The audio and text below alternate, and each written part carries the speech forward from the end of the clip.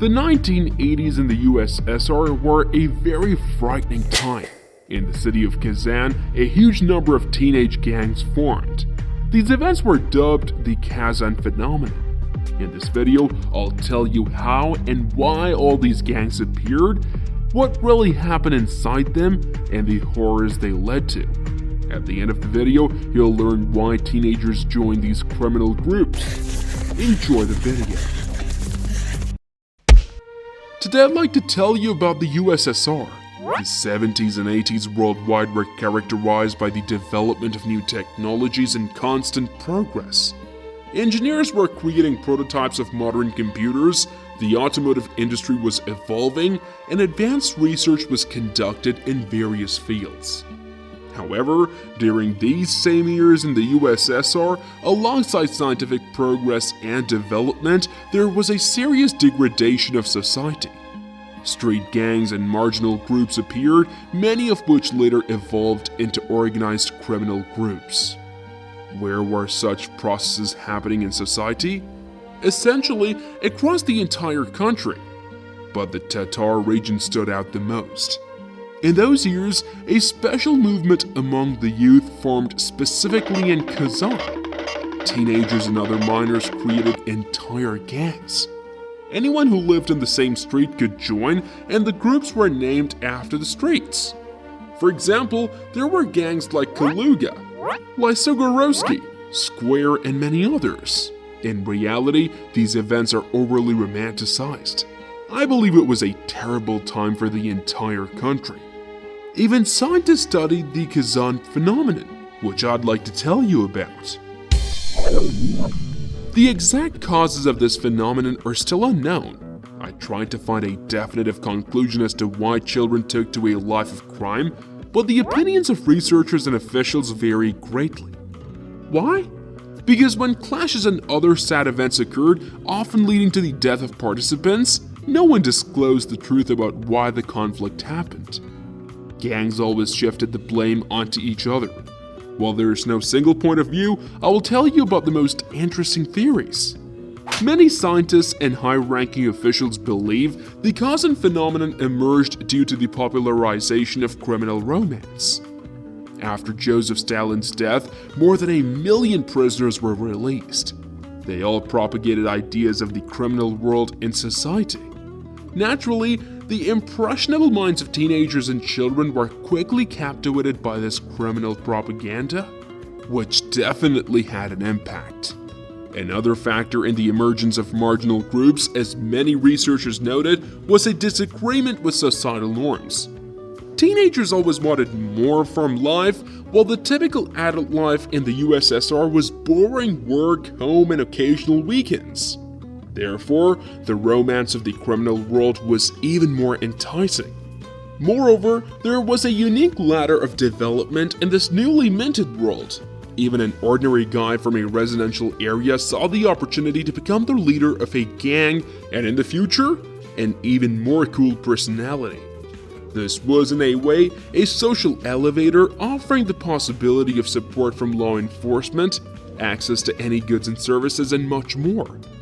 But personally, I really like the idea of external intervention. According to this theory, all these events were a planned action by the Committee for State Security to distract teenagers and children from existing problems in the country. There were many rumors that large and authoritative groups had their own curator from these special services who passed on information about other gangs. At the same time, small and unknown groups did not have such mentors, and it was forbidden to report on them. And in the 90s, information emerged that all these sad events were the work of the CIA and the West. It was suggested that the USA planned this to destabilize the situation in the USSR. I also found information that there was a real social and spiritual crisis at that time. In Kazan, there was a sufficiently low level of culture due to many prohibitions. Discussion clubs were closed, people with active life positions were persecuted, and there were few clubs and sections. And of course, there was the conflict between fathers and children. After World War II, as you may know, almost all villagers sought to move to cities. Due to the large influx of uneducated adults from rural areas into modern Kazan, conflicts arose between the growing generation and adults. For the children, all these newcomers were no longer authorities. And what do you think? In conditions where you only have school and the street, in a country where a criminal life is popularized and surrounded by unpleasant adults who also demand excessive respect, how could marginal groups not appear? Personally, I think such an outcome was inevitable. But what the Kazan phenomenon led to is very frightening. What was inside the gangs? In general, how many gangs there were in Kazan in those days is simply astounding. I found information that in the early 80s, according to the official data of the Ministry of Internal Affairs, there were 90 criminal teenage gangs in the city, and some of them had hundreds of members. There is information about what was the hierarchy within the gangs. The gradation of participants was by age. At the very bottom were the youngest of the guys. They were called in different ways, for example, shells and husks. There were also more crude designations which came from the mother tongue. I probably won't mention them, but there were also more peaceful names such as grain or first age.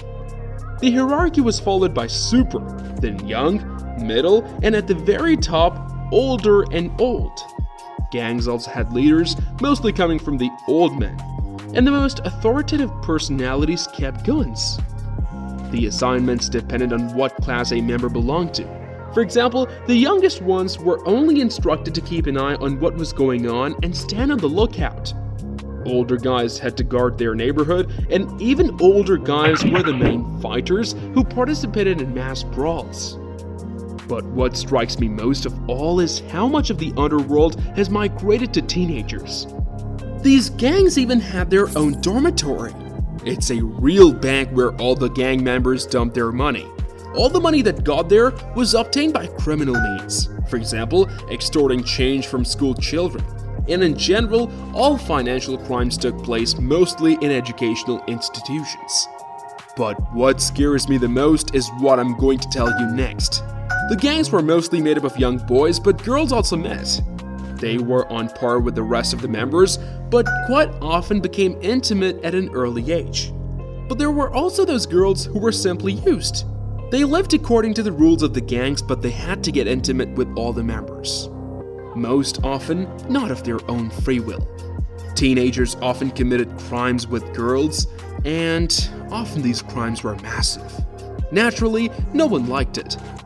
But the worst part is that more than half of all the guys who assaulted girls felt no regret. And the fact that the girls were mentally traumatized and often committed suicide, no one cared. But enough about customs and so on. You came here to hear from me about the most terrible events and incidents in these gangs. So, to even join a gang, one had to undergo a kind of initiation. It involved fighting a strong opponent. This ritual was called sieging. Often, the newcomer was forced to attack a passerby or a member of another gang. It was not uncommon for new members to be simply beaten up as a way of being accepted into the gang. Fights between groups were real brawls. Teenagers fought wall-to-wall clashes. Usually, these mass fights were between courtyards or even districts. In these skirmishes, the guys used knives, reinforcement bars, and sticks. But I found more interesting information. Traumatic brain injuries were called piggy banks, and the phrase "to make a piggy bank" meant inflicting such injuries. Besides cold weapons, real bombs were also used. Teenagers employed compressed air canisters from soda siphons, devices that could make soda out of anything. They used them as grenades, which worked in much the same way. Often, ordinary passersby suffered from such canisters. I'm also amazed by the nature of the fights. Often, they involved hundreds of teenagers, but there were limits. For example, it was forbidden to kick, touch those lying down, inflict serious injuries, or kill. All fights went on until first blood. But unfortunately, even these rules didn't guarantee that some thugs wouldn't beat someone to death. And that's what scares me the most. But not all guys liked what was happening inside such groups, and they tried to leave the gangs. This process was called cutting off. But leaving the gang voluntarily was very difficult, psychologically.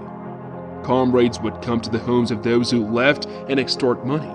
Often, teenagers would beat up other kids in public, accusing them of betrayal. Frequently, those who wanted to leave the gang tried to get a serious head injury in a fight. After all, this automatically meant that the person could no longer participate in the life of the group and should not be bothered. I also found information that guys could be literally expelled. For example, for stealing from their comrades, constant insults, unprovoked attacks on passerby, skipping meetings, cowardice, and lying. But most surprisingly, drug addicts were expelled from the gang. Generally, such groups adhere to a healthy lifestyle. Guys could be beaten for smoking and drinking alcohol. This distinguished these gangs from ordinary hooligans. There was also a cool way to leave the gang. Those who endured beatings by a large group were considered free. They could calmly leave the group or join another. But those who couldn't endure such trials were publicly humiliated. Such kids were spat upon and, to put it mildly, urinated on en masse. In general, these kids were downgraded in the eyes of real guys. Approaching them, talking and greeting them was forbidden. Such losers by the standards of the gangs were called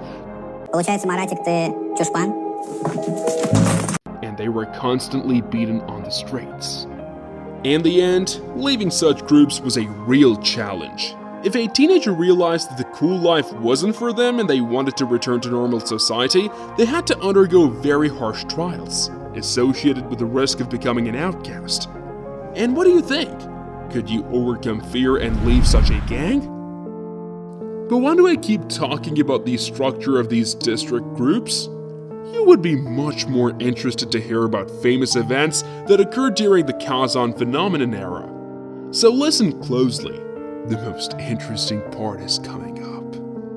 One of the most famous events was the fight at the Blue Lake. Among the guys, it was called the Ice Brawl. It took place between two of the largest gangs, Mud and Vein. According to various sources, the fight occurred in January, either in 1984 or 1987. Several hundred teenagers participated in this event. The sources where I found this information indicate that on that day, two large gangs met near Blue Lake to settle all their disputes. There was almost no actual fight, as the leaders of the groups decided not to engage in confrontation following negotiations. Moreover, there were many police officers nearby. A small scuffle broke out among the teenagers, which was interrupted by the cavalry. The hooligans attacked the police and horses with reinforcement bars and chains. But when they heard the siren, they started to scatter. Then the police managed to catch several dozen participants, including the leader of Vein. He was, by the way, sentenced to 4 years of imprisonment for hooliganism. Mass fights were a constant occurrence. Often, participants only find out whom they were fighting against at the moment they ran towards the enemy. Such events most often took place in parks, squares, forest areas, as well as near lakes and where there were the least witnesses. Participants often ended up in a police custody, receiving real prison terms for hooliganism. And this did not deter them. Teenagers continued their criminal activities even under the close watch of law enforcement. Naturally, such groups did not lead their members to anything good. In addition to serving time for hooliganism, some guys ended up in prison for more serious offenses. And some, particularly large and influential gangs, eventually became organized criminal groups, OGCs. Everything was much scarier and worse in them. Especially for you, I found out that the cool gang, Gorky, eventually turned into the OCG Pervaki. Members of this now criminal group committed the most brutal crimes. They moved away from the cool concepts, not following those norms and rules. OCGs had their own criminal businesses, traded drugs, often attacked people they disliked, and even killed them. and the cool wall-to-wall fights turn into real shootouts between criminals. And this scares me a lot, how ordinary guys turn into real bandits. Naturally, law enforcement did not stand aside. Police officers conducted educational talks in schools, closely monitored particularly large and famous gangs, and often demonstratively imprisoned teenagers for hooliganism. In general, the police did everything to prevent children from joining these cool gangs. But unfortunately, these processes could not be stopped. And there are reasons for that. I've already told you about the reasons behind the Kazan Phenomenon, and as proof of this theory, very interesting statistics can be cited. Almost all gang members came from dysfunctional families. The parents of these teenagers often abused alcohol, frequently scolded the children, and even beat them. Naturally, all this had a serious impact on the fragile teenage psyche. Children who join gangs to get protection from attacks not only from society, but also from their families. According to surveys, half of the group members joined for protection. About 40% joined for revenge for a friend, and a full 5% of children were forced into gangs. Unfortunately, at that time, there was no other way out but to befriend the guys. At school, you could be beaten by bullies, robbed in the street. But if you belonged to a gang, you were safe. So many children chose the path of crime, worrying about themselves. And this is very frightening.